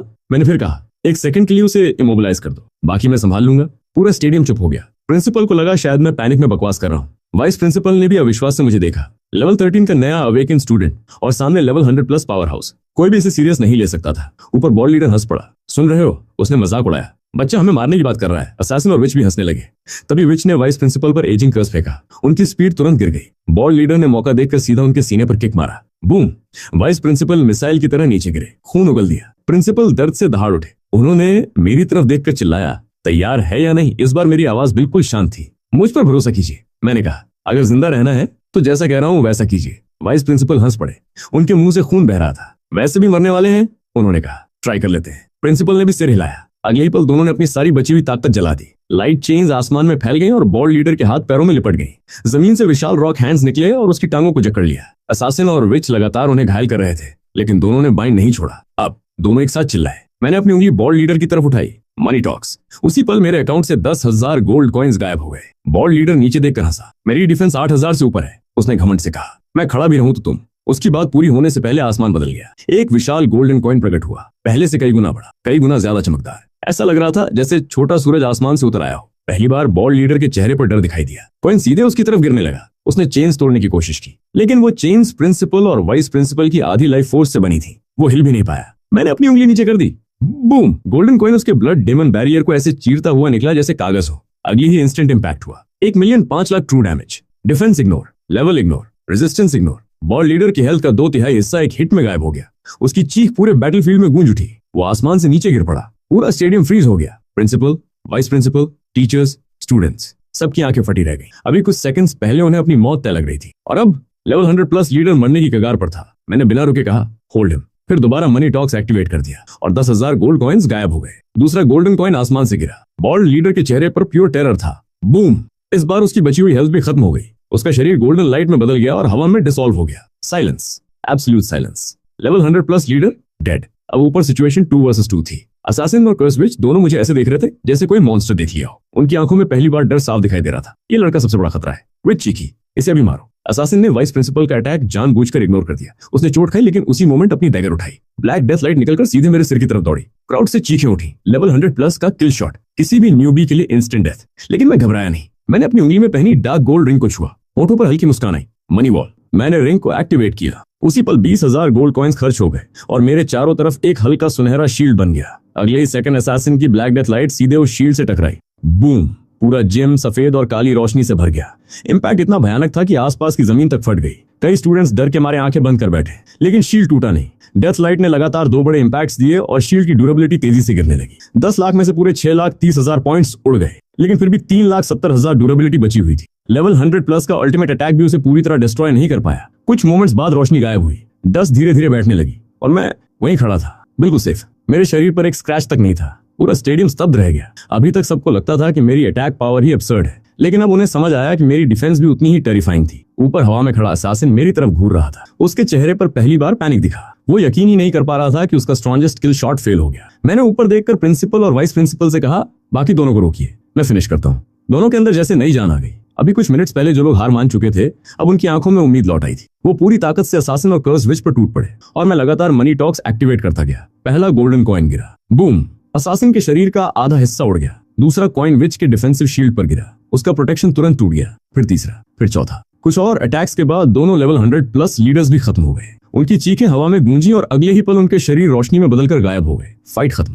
कुल समय मुश्किल से 1 मिनट। पूरा बैटलफील्ड एकदम शांत हो गया। हर कोई मुझे ऐसे देख रहा था जैसे मैं इंसान नहीं, कोई वॉकिंग डिजास्टर हूँ। प्रिंसिपल लड़खड़ाते हुए मेरी तरफ आए। उनका शरीर खून से भरा हुआ था। वो मेरे सामने रुककर झुकने लगे। माफ करना, उन्होंने भारी आवाज में कहा। मैं प्रिंसिपल होकर भी अपने स्टूडेंट्स की रक्षा नहीं कर पाया। आखिर में तुम्हें हमें बचाना पड़ा। मैंने तुरंत उन्हें रोक दिया। ऐसा मत कीजिए, मैंने कहा। यह आपकी गलती नहीं थी। प्रिंसिपल ने मेरी तरफ देखा। मैंने शांत आवाज में आगे कहा, वो लोग मेरे और वैंगी सिंह के लिए आए थे। हमारे पेरेंट्स की पुरानी दुश्मनी थी। स्कूल बस बीच में फंस गया। मैंने जो किया वो खुद को और बाकी सबको बचाने के लिए। ये मेरी रिस्पॉन्सिबिलिटी थी। प्रिंसिपल कुछ सेकंड्स तक मुझे देखते रहे, फिर धीरे से सिर झुका दिया। धन्यवाद। दूसरी तरफ वैंगी सिंह सब कुछ देख रहा था। पहले डंजन, फिर एसएसएस रेटिंग, फिर लेवल 100 प्लस लीडर्स का अंत। अब उसके अंदर कंपटीशन वाली भावना लगभग खत्म हो चुकी थी। उसे समझ आ गया था कि हमारे बीच का गैप बहुत ज्यादा बड़ा है। तभी ऊपर बना डार्क नाइट कैनोपी टूटने लगा। काले रंग का बैरियर दरारों से भर गया। अगले ही पल वो हजारों टुकड़ों में बिखर गया। सूरज की रोशनी फिर से जिम के अंदर भर गई। फोन्स दोबारा सिग्नल पकड़ने लगे। कुछ ही मिनट्स बाद गार्ड टीम पहुंच गई। एक मिलिट्री जेट स्कूल के ऊपर रुका और उसमें से एक आदमी कूदकर नीचे आया। गार्ड टीम कैप्टन जी शूनिंग। उसके चेहरे पर पैनिक साफ दिख रहा था। उसे रिपोर्ट मिली थी कि स्कूल में 3 लेवल 100 प्लस इन्वेडर्स घुस आए और डार्क बैरियर एक्टिवेट हो चुका है। पूरे रास्ते उसे यही लगा था कि यहाँ पहुंचकर सिर्फ बॉडीज मिलने वाली हैं, लेकिन अंदर आते ही वो फ्रीज हो गया। स्टूडेंट्स जिंदा थे, डरे हुए थे, घायल थे, लेकिन जिंदा थे। मैं और वैंगी सिंह भी सेफ थे। कैप्टन जी शूनिंग ने राहत की सांस ली, इतनी गहरी कि लगा अभी यहीं गिर जाएगा। वो लगातार बड़बड़ा रहा था। बच गया, मेरा करियर बच गया। फिर उसकी नजर प्रिंसिपल और वाइस प्रिंसिपल पर गई। दोनों बैंडेजेस में लिपटे हुए थे। जी शूनिंग ने तुरंत अश्यूम कर लिया कि इन्हीं दोनों ने किसी तरह तीनों इन्वेडर्स को मार गिराया होगा। वो दौड़ता हुआ प्रिंसिपल के पास पहुंचा और उनका हाथ पकड़ लिया। हीरोज, वो जोर से बोला। आप दोनों हीरोज हैं। उसने एक्साइटमेंट में प्रिंसिपल का हाथ हिलाना शुरू कर दिया। हजारों स्टूडेंट्स को बचा लिया, शहर को बचा लिया, मेरा करियर भी बचा लिया। प्रिंसिपल और वाइस प्रिंसिपल दोनों ऑकवर्ड हो गए। प्रिंसिपल ने धीरे से अपना हाथ छुड़ाया। क्रेडिट हमें नहीं मिलना चाहिए, उन्होंने कहा। फिर मेरी तरफ इशारा कर दिया। हमने बस उन्हें रोका था। असली लड़ाई इस लड़के ने जीती है। जी शूनिंग फ्रीज हो गया। उसने मुझे देखा, फिर जमीन पर पड़े कॉर्प्सेस देखे, फिर दोबारा मुझे। उसके चेहरे पर साफ लिखा था कि उसका दिमाग ये बात एक्सेप्ट नहीं कर रहा। एक स्टूडेंट जो आज ही अवेकन हुआ, उसने 3 लेवल 100 प्लस पावर हाउसेस मार दिए। वो खुद जाकर कॉर्प्सेस इंस्पेक्ट करने लगा। कुछ मिनट्स बाद आखिरकार उसे सच्चाई माननी पड़ी। वो मेरे पास आया और मेरे कंधे पर हाथ रखा। जब तुम्हारे पेरेंट्स जवान थे तब उन्हें जीनियस कहा जाता था, उसने कहा, लेकिन तुम उनसे भी आगे निकल गए। मैंने बस मुस्कुराकर कहा, थोड़ी लक अच्छी थी। जी शूनिंग अचानक सीरियस हो गया। उसने सबके सामने गहरा झुककर बाव किया। गार्ड टीम की तरफ से मैं माफी मांगता हूँ। उसकी आवाज पूरे हॉल में गूंजी। हमारी फेलियर की वजह से ब्लड वुल्फ सोसाइटी शहर के बीचों बीच बैरियर लगा सकी। अगर आज तुम नहीं होते। उसने वाक्य अधूरा छोड़ दिया। किसी को आगे सुनने की जरूरत नहीं थी। मैंने कहा, अंकल जी, एनिमी बहुत प्रिपेयर्ड था। पूरी गलती गार्ड टीम की नहीं है। लेकिन उसने सिर हिला दिया। नेग्लिजेंस होती है, उसने सख्त आवाज में कहा। कोई एक्सक्यूज नहीं। फिर उसने सबके सामने प्रॉमिस किया कि नेशनल अलायंस को मेरी सारी अचीवमेंट्स पूरी डिटेल्स के साथ रिपोर्ट की जाएंगी। तभी मुझे एक सवाल याद आया। अंकल जी, मैंने पूछा, ब्लड वुल्फ सोसाइटी को ये कैसे पता चला कि मेरे पेरेंट्स और वैंग यीशिंग के फादर फ्रंट लाइंस पर हैं? ये तो टॉप सीक्रेट इन्फॉर्मेशन थी। जाय शूनिंग का चेहरा तुरंत बदल गया। उसकी आंखें सिकुड़ गईं। तो सिटी के हाई लेवल्स में कोई ट्रेटर है, उसने धीरे से कहा। फिर उसकी आवाज बर्फ जैसी ठंडी हो गई। मैं उसे ढूंढ निकालूंगा, चाहे पूरी जांग सिटी उलटनी पड़े। इसके बाद उसने टीम्स को आदेश दिए। सीन सील कर दिया गया। इंजर्ड लोगों को ट्रीटमेंट मिलने लगा। स्टूडेंट्स को सेफली घर भेजा जाने लगा। मैं भी वहां से निकल पड़ा। रास्ते में यांग शाओ के कंधे पर हाथ रखा। चलो, हम दोनों लोगों की नजरों के बीच स्कूल से बाहर निकल गए। जब मैं घर पहुंचा तब पुराना बटलर पहले से मेरा इंतजार कर रहा था। उसने मुझे एक ब्लैक गोल्ड बॉक्स दिया। मास्टर और मैडम ने छोड़ा था। उसने कहा। मैंने बॉक्स खोला। अंदर एक इक्विपमेंट अपग्रेड कार्ड रखी थी। डिस्क्रिप्शन देखकर मैं चौंक गया। ये किसी भी डायमंड ग्रेड से नीचे के इक्विपमेंट को एक लेवल अपग्रेड कर सकती थी, वो भी ओरिजिनल इफेक्ट्स बनाए रखते हुए। मैंने बिना सोचे उसे अपनी मनी बैरियर रिंग पर इस्तेमाल कर दिया। गोल्डन रिंग चमक उठी और कुछ सेकंड्स बाद डायमंड ग्रेड बन गई। स्टैट चेक करते ही मेरी आंखें चमक उठी। प्लस 50 ऑल एट्रीब्यूट्स और स्किल भी अपग्रेड हो चुकी थी। 1000 गोल्ड डिस्पर्जन अब बदलकर 10,000 गोल्ड इनवल्नरेबिलिटी बन चुकी थी। अब इसे एक्टिवेट करने के लिए 20,000 गोल्ड कॉइंस लगते थे, लेकिन मेरे लिए वो अमाउंट कुछ भी नहीं थी। स्किल पूरे 2 सेकंड्स तक चलती थी और 20 लाख डैमेज तक एब्जॉर्ब कर सकती थी, यानी ठीक उतना जितना उस लेवल 50 हेल्थ डायमंड जनरल की पूरी हेल्थ थी। कूलडाउन भी बेहतर हो गया था। अब मैं इसे दिन में 2 बार यूज कर सकता था। मैंने रिंग वापस उंगली में पहन ली और बिस्तर पर लेट गया। रात काफी शांत थी। कमरे में सिर्फ चांदनी थी। मैं रिंग को देखते हुए अपने पेरेंट्स के बारे में सोचने लगा। बहुत कुछ था जो उन्हें बताना चाहता था। एसएसएस रैंक अवेकनिंग, हिडन शूरा स्टेज, 3 लेवल 100 प्लस एनिमीज को सोलो किल करना, नेशनल अलायंस की रिकॉग्निशन, गार्ड टीम का प्रॉमिस। मैं मुस्कुराया और छत की तरफ देखने लगा। काश आप दोनों यहाँ होते, मैंने धीरे से कहा। लेकिन मुझे नहीं पता था कि उसी समय फेडरेशन की सबसे खतरनाक फ्रंटलाइन बैटलफील्ड पर मेरे पेरेंट्स भी मेरे बारे में एक शॉकिंग खबर सुनने वाले थे। मैंने कुछ देर रिंग को घुमाते हुए देखा, फिर आखिरकार अपने पेरेंट्स का प्राइवेट एनक्रिप्टेड नंबर डायल कर दिया। फोन कई बार रिंग हुआ। मैं उम्मीद करता रहा कि इस बार कोई उठाएगा, लेकिन कुछ सेकंड्स बाद कॉल अपने आप डिस्कनेक्ट हो गई। मैंने भौएं सिकोड़ ली। अजीब है, मैंने धीरे से कहा। सुबह अवेकनिंग सेरेमनी के दौरान डैड ने कॉल उठाया था और मुझे पैसे भी भेजे थे, लेकिन उसके बाद से एक बार भी जवाब नहीं आया। जियांगचेंग में आज जो कुछ हुआ था, ब्लड वॉल्फ सोसाइटी का अटैक, 3 लेवल 100+ इन्वेडर्स, पूरा स्कूल इंसिडेंट, गार्ड टीम ने जरूर इसकी रिपोर्ट फ्रंट लाइन पर भेजी होगी। पेरेंट्स को अब तक सब पता चल जाना चाहिए था। मैंने खुद को समझाया कि शायद वो किसी ऐसे बैटलफील्ड जोन में होंगे जहां सिग्नल नहीं पहुंचता। ज्यादा सोचने का कोई फायदा नहीं था, लेकिन मुझे नहीं पता था कि उसी समय गार्ड टीम कमांड सेंटर में कैप्टन जी शूनिंग मेरी पूरी फाइल तैयार कर रहा था। Unknown mysterious class, 15 floors clear, 1 minute 17 seconds, SSS rating, 3 level 100+ power houses killed. हर डिटेल केयरफुली रिपोर्ट में डाली गई। फिर उसने फाइल सीधे ड्रैगन किंगडम हेडक्वार्टर्स भेज दी। रिपोर्ट भेजने के बाद कैप्टन जी और उसका डेप्यूटी काफी देर तक उसी के बारे में बात करते रहे। डेप्यूटी ने सिर हिलाते हुए कहा, जो इस लड़के ने आज दिखाया है, उसके बाद शायद इसे कॉलेज एंट्रेंस एग्जाम देने की भी जरूरत नहीं है। उसने हंसते हुए कहा, अगर ये खबर बाहर फैल गई तो सारी मेजर क्लास ट्रांसफर यूनिवर्सिटीज इसके पीछे पागल हो जाएंगी। कैप्टन जी ने भी सहमति में सिर हिलाया। सिर्फ मेजर यूनिवर्सिटीज नहीं, उसने कहा, टॉप 5 भी डायरेक्ट एडमिशन ऑफर करेंगी। डेप्यूटी की आंखें चमक उठी। ड्रैगन किंगडम की टॉप 5 यूनिवर्सिटीज, जेन्युइन एकेडमी, टियानू यूनिवर्सिटी, स्टार एकेडमी, शेंजी इंस्टीट्यूट, होली स्पिरिट एकेडमी, ये वो जगह थी जहां पहुंचने का सपना करोड़ों अवेकन देखते थे। हर साल करोड़ों एप्लीकेंट्स में से सिर्फ कुछ हजार स्टूडेंट्स को एडमिशन मिलता था। कैप्टन जी ने गहरी सांस ली, यहां तक कि उसके पेरेंट्स भी। उसने कहा, जो जियांगचेंग के 100 साल में पैदा हुए रेयर जीनियसेस थे, वो भी टॉप टियर यूनिवर्सिटी तक पहुंचे थे, टॉप 5 तक नहीं। फिर उसकी नजर रिपोर्ट पर गई, लेकिन ये लड़का, उसके होठों पर कड़वी मुस्कान आई। अपने पेरेंट्स से भी बड़ा मॉन्स्टर है। तभी डेस्क पर रखा इमरजेंसी रेड फोन अचानक बज उठा। ट्रिंग ट्रिंग ट्रिंग। कैप्टन जी का चेहरा तुरंत गंभीर हो गया। उसने कॉल उठाई, कुछ सेकंड्स तक ध्यान से सुनता रहा, फिर उसका चेहरा पूरी तरह सफेद पड़ गया। फोन उसके हाथ से छूटकर डेस्क पर गिर गया। डेप्यूटी घबरा गया। क्या हुआ? कैप्टन जी की आवाज कांप रही थी। आसमान गिर गया, उसने बमुश्किल कहा। उसी समय मैं अपने कमरे में लाइट बंद करके सोने की तैयारी कर रहा था, तभी बेडरूम डोर पर नॉक हुआ। अंकल जियांग अंदर आए। उनका चेहरा बेहद गंभीर था। कैप्टन जी शूनिंग नीचे आए हैं। मेरे दिल में अचानक बुरा एहसास हुआ। बिना कुछ पूछे मैंने कोट पहना और तेजी से नीचे उतर गया। लिविंग रूम में कैप्टन जी खड़ा था, अभी भी यूनिफॉर्म में। ऐसा लग रहा था जैसे वो सीधे कमांड सेंटर से भाग कर आया हो। उसका चेहरा पीला पड़ चुका था, आंखें लाल थीं, जैसे कुछ घंटों में ही 10 साल बूढ़ा हो गया हो। मैंने बिना घुमाए सीधा पूछा, क्या हुआ? कैप्टन जी कुछ सेकंड्स तक बोल ही नहीं पाया। आखिर उसने मुश्किल से कहा, तुम्हें खुद को संभालना होगा। मेरा दिल और नीचे डूब गया। मेरे पेरेंट्स? मैंने तुरंत पूछा। कमरे में कुछ पल की खामोशी छा गई। फिर कैप्टन जी ने धीरे से सिर झुका लिया। फ्रंट लाइन से खबर आई है। उसकी आवाज भारी थी। 3 पिलर्स, वो रुका, जिनमें तुम्हारे पेरेंट्स भी शामिल थे, मिशन के दौरान किल्ड इन एक्शन घोषित कर दिए गए। मेरे कानों में जैसे एक्सप्लोजन हुआ। कुछ सेकंड्स तक मुझे बाकी शब्द सुनाई ही नहीं दिए। कैप्टन जी आगे बोलता रहा, एबिस rift suppression mission, powerful alien life form, massive battle, फिर स्पेशल नोड कोलैप्स, और उसके बाद स्पेशल स्टॉर्म। स्टॉर्म ने तीनों पिलर्स और उस एलियन को अपने अंदर निगल लिया। मैं चुपचाप सुनता रहा, फिर धीरे से बोला, तो बॉडी कहाँ है? कैप्टन जी रुक गया। क्या बॉडी कहाँ है? मैंने दोबारा पूछा। कोई बॉडी मिली? नहीं, उसने जवाब दिया। तो फिर आप कैसे कह सकते हैं कि वो मर गए? मेरी आवाज अभी शांत थी। कैप्टन जी ने स्पेशल स्टॉर्म के बारे में समझाया। बिना कोऑर्डिनेट्स, बिना डायरेक्शन, अंदर कम्युनिकेशन पूरी तरह खत्म। इतिहास में कभी कोई वापस नहीं आया। फ्रंट लाइन रूल्स के मुताबिक जो स्पेशल स्टॉर्म में गायब हो जाए उसे डेड प्रिज्यूम किया जाता है, लेकिन मैंने तुरंत सिर हिला दिया। इम्पॉसिबल। मैंने कहा, मेरे पेरेंट्स ऐसे नहीं मर सकते। कैप्टन जी कुछ बोलना चाहता था, लेकिन मैंने उसे रोक दिया। उन्हें स्टॉर्म ने निगला है, इसका मतलब सिर्फ इतना है कि वो मिसिंग है, डेड नहीं। मेरी आंखें सीधे उसकी आंखों में थीं। जब तक बॉडी नहीं मिलती मैं नहीं मानूंगा। कमरे में कुछ पल के लिए सन्नाटा छा गया। कैप्टन जी ने आखिर धीरे से सिर हिलाया। फ्रंट लाइन अभी भी स्पेशल फ्लक्चुएशंस ट्रैक कर रही है। उसने कहा, अगर कोई खबर आई तो सबसे पहले तुम्हें बताऊंगा। फिर उसने मेरे कंधे पर हाथ रखा। तुम्हारे पेरेंट्स आज तुम पर गर्व करते। SSS rank, 3 level 100+ skills. उसकी आवाज भर्रा गई। लेकिन अभी सबसे जरूरी है कि तुम खुद को संभालो। उसने बताया कि अब उसे यही खबर वैंग फैमिली तक भी पहुंचानी है। फिर वो चला गया। उसके जाने के बाद मैंने अंकल जियांग की तरफ देखा। मैं उन्हें ढूंढने जाऊंगा, मैंने शांत आवाज में कहा। अंकल जियांग कुछ सेकंड्स तक मुझे देखते रहे, फिर बोले, एबिस रिफ्ट फ्रंट लाइन। उन्होंने धीरे से कहा, वहां लेवल 200 से नीचे कोई कदम भी नहीं रख सकता। मैंने बिना एक पल गंवाए जवाब दिया, तो मैं जल्दी ही लेवल 200 पहुंच जाऊंगा। अंकल जियांग मुझे देखते रहे, फिर उनके चेहरे पर हल्की मुस्कान आई। हाँ, उन्होंने कहा, तुम कर लोगे। मैं सिर हिलाकर वापस ऊपर चला गया। लेकिन मेरे जाने के बाद अंकल जियांग काफी देर तक लिविंग रूम में बैठे रहे। उनके चेहरे पर चिंता साफ दिखाई दे रही थी। अब जबकि मेरे पेरेंट्स ऑफिशियली मिसिंग माने जा रहे थे, Fang Fong chamber of commerce का पूरा कंट्रोल मेरे हाथ में आने वाला था। सदर्न प्रोविंस की सबसे बड़ी बिजनेस एम्पायर्स में से एक, wealth distribution networks, equipment channels, ocean workshops, dungeon materials trade, countless resources. जब तक मेरे पेरेंट्स थे, किसी की हिम्मत नहीं थी उस एम्पायर की तरफ आंख उठाकर देखने की। लेकिन अब सिचुएशन बदल चुकी थी और मुझे इसकी भनक तक नहीं थी। उसी रात लॉन्गशन सिटी की जेन्युइन एकेडमी में प्रिंसिपल ने मेरी रिपोर्ट पढ़ी। कुछ मिनट्स तक वो फाइल को घूरता रहा, फिर सिर्फ एक शब्द बोला, मॉन्स्टर। उसने तुरंत एडमिशंस ऑफिस के टीचर जो को बुलाया। अभी जियांगचेंग जाओ, उसने आदेश दिया। फाइल सच निकली तो एस रैंक एडमिशन ऑफर करना। टीचर जो की आंखें फैल गई। एस रैंक ट्रीटमेंट, एकेडमी का हाईएस्ट एडमिशन पैकेज, पूरे ग्रेड में सिर्फ कुछ स्टूडेंट्स को मिलता था। प्रिंसिपल ने गंभीर स्वर में कहा, बाकी टॉप स्कूल्स भी मूव करेंगी,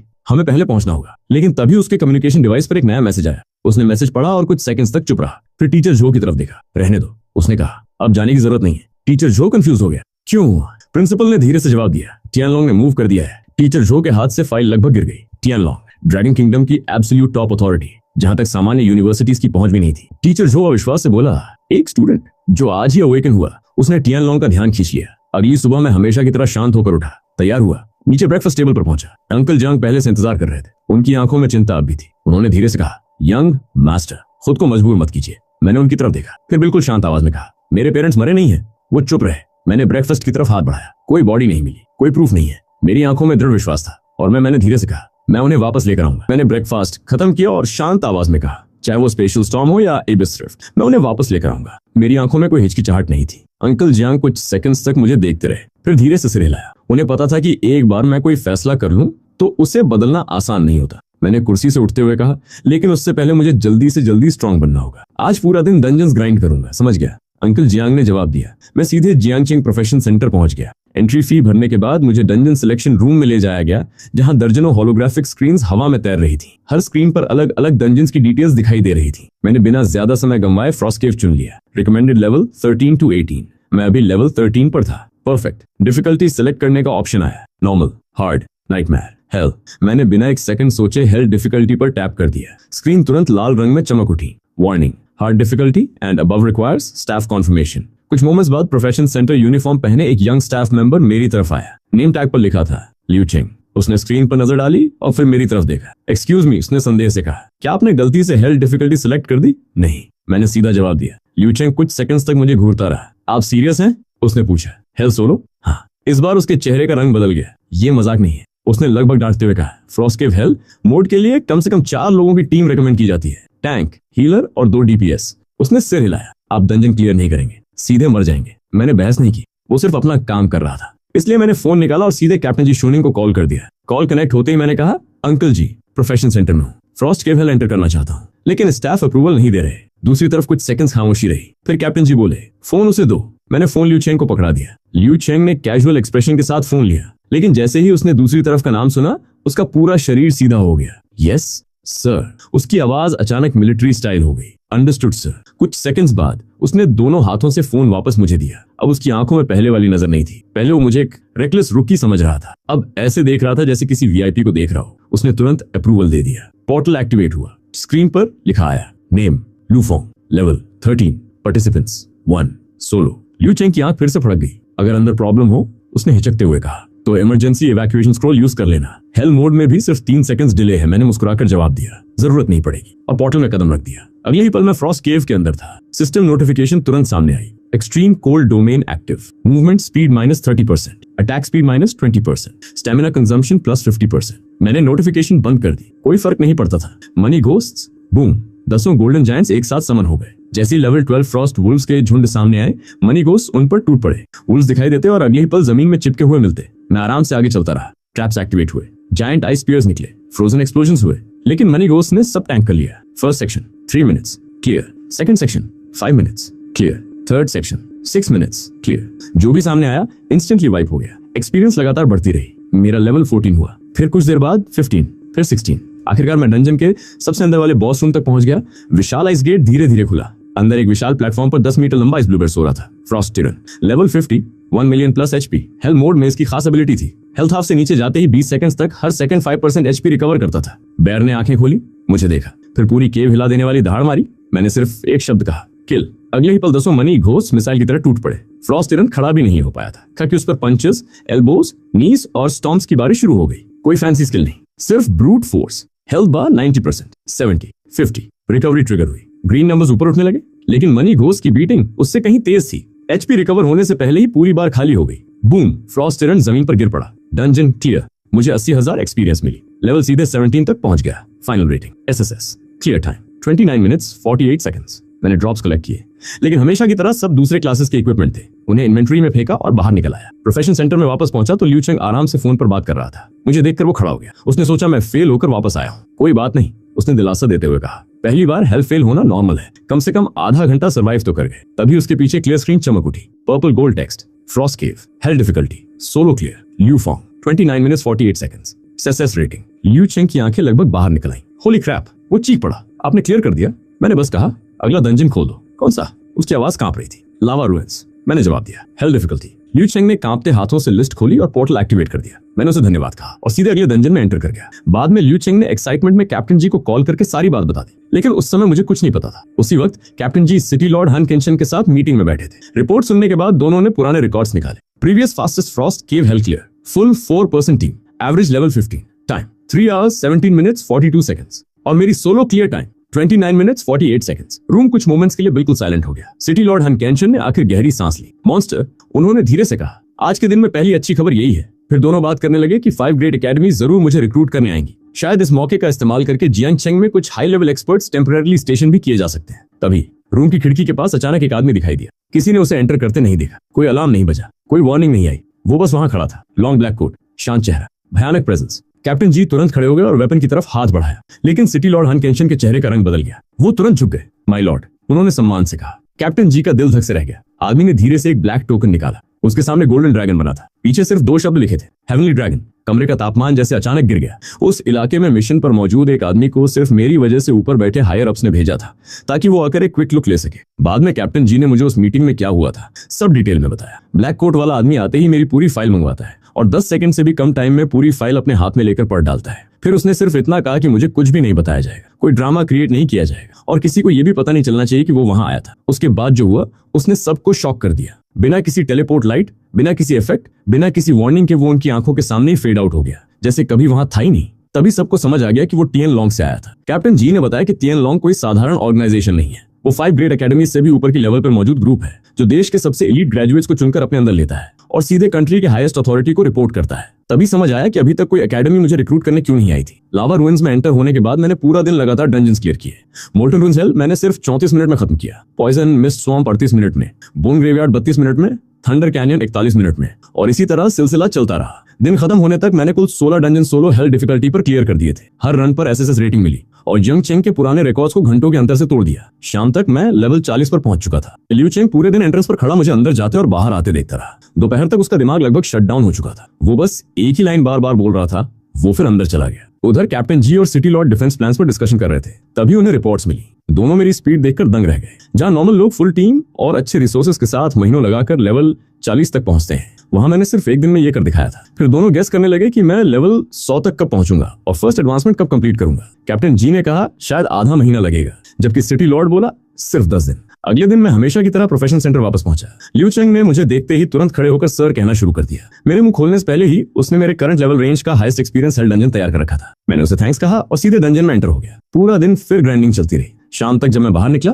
तब मैं लेवल 58 पर था। सिर्फ 1.5 दिन में लेवल 13 से लेवल 58। मैंने अपना पैनल देखा और कैलकुलेशन लगाई। ज्यादा से ज्यादा 1 हफ्ते के अंदर मैं लेवल 100 तक पहुंचकर फर्स्ट एडवांसमेंट कंप्लीट कर सकता था। उसी दौरान मुझे फैंग चेंबर ऑफ कॉमर्स की सिचुएशन का भी पता चला, जिसे मेरे माता पिता ने खड़ा किया था। चेंबर के एग्जीक्यूटिव्स इमरजेंसी मीटिंग कर रहे थे, क्योंकि उन्हें पहले पता चल चुका था कि 3 पिलर्स अब नहीं रहे। कुछ लोग कह रहे थे कि जैसे ही ये न्यूज बाहर जाएगी, बाकी फैक्शंस चेंबर पर टूट पड़ेंगे। उनका सुझाव था कि बड़े ग्रुप्स को शेयर्स, चैनल्स और प्रॉफिट्स का हिस्सा देकर प्रोटेक्शन खरीद ली जाए, ताकि चेंबर कोलैप्स न हो। लेकिन कुछ लोगों ने याद दिलाया कि मैं लीगल हेयर हूं और ज्यादातर शेयर्स मेरे पास हैं, इसलिए कोई भी बड़ा डिसीजन मेरी अप्रूवल के बिना नहीं हो सकता। तभी कुछ लोगों ने कहा कि मैं सिर्फ 18 साल का हूं और चेंबर ऑफ कॉमर्स चलाना नहीं जानता, इसलिए मुझे साइडलाइन करके डिसीजंस लेने चाहिए। उनमें से एक ने यह भी कहा कि मैंने स्पेशल प्रोफेशन अवेकन किया है और अवेकनिंग के तुरंत बाद लेवल 100 के पावर हाउस को मार गिराया था। लेकिन बाद में पता चला कि चेंबर के ज्यादातर एग्जीक्यूटिव्स इन स्टोरीज पर विश्वास ही नहीं करते थे। उनका मानना था कि शायद मेरे माता पिता ने कोई हिडन बैकअप प्लान छोड़ा होगा और एकेडमीज के रिक्रूटर्स भी अभी तक नहीं आए थे, इसलिए उनके हिसाब से सारी रूमर्स बढ़ा चढ़ाकर बताई जा रही थी। आखिरकार उन्होंने फैसला किया कि अगली सुबह वो मुझसे मिलेंगे और मुझे शेयर्स तथा चैनल्स छोड़ने के लिए मनाएंगे। बदले में बड़ी फैक्शंस प्रोटेक्शन देंगी और एक टेम्पररी मैनेजमेंट कमेटी चेंबर चलाएगी, जबकि मैं सिर्फ नाम का एयर बना रहूंगा। अगर मैंने मना किया तो वो चेंबर रूल्स का इस्तेमाल करके मेरी डिसीजन पावर फ्रीज कर देंगे या पूरा सिस्टम शट डाउन कर देंगे। अगली सुबह ब्रेकफास्ट के दौरान स्टुअर्ट जांग और जांग शाओ दोनों मौजूद थे। जांग शाओ ने मुझे आधा दिन ब्रेक लेने और बाहर जाकर सेलिब्रेशन करने के लिए मनाने की कोशिश की। उन्हें लग रहा था कि मैं हाल की घटनाओं के बाद खुद को जरूरत से ज्यादा पुश कर रहा हूँ। मैंने हंसकर कहा कि मैं बिल्कुल फाइन हूँ, दिमाग भी क्लियर है और जब रेस्ट की जरूरत होगी तब खुद ले लूंगा। तभी नानी अंदर आई और बताया कि चेंबर के कई हाई लेवल एग्जीक्यूटिव्स मुझसे मिलने पहुंचे हैं। कुछ देर बाद वे सभी विला में एंटर हुए। चेन गुआंग माओ सबसे आगे था। आते ही उसने मेरे माता पिता के लिए फेक कॉन्डोलेंसेस देना शुरू कर दिया। मैंने सीधे कहा मेरे माता पिता मरे नहीं है। डायरेक्टर लिन मैन ने तुरंत जवाब दिया कि चेंबर उम्मीदों पर नहीं चल सकता। फिर उसने अपना पूरा प्लान सामने रख दिया। सदर्न प्रोविंस की बड़ी फैक्शंस को चैनल्स और प्रॉफिट शेयर्स देकर प्रोटेक्शन खरीदनी होगी और चेंबर को टेम्पररी मैनेजमेंट कमेटी के हवाले करना होगा, जबकि मैं सिर्फ लीगल हेयर बना रहूंगा। मैंने शांत आवाज में कहा मतलब तुम लोग मेरे माता पिता की लेगेसी आउटसाइडर्स को सौंपना चाहते हो। चेन गुआंग माओ हंस पड़ा।